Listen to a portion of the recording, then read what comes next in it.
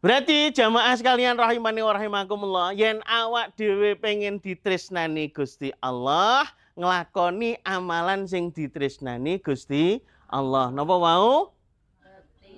Bekti marang wong tuwa. Sahabat takon, suilan Nabi sallallahu alaihi wasallam, ayu a'mal ahabbu ilallah. Amalan apa sing disenengi karo Gusti Allah? Kanjeng Nabi jawab, qala as-sholatu ala waktiha. Nomor 1, salat tepat waktu. Summa ayun, apa meneh ya Rasulullah? Birrul walidain. Awakmu tumindak apik berbakti karo wong tuwa loromu.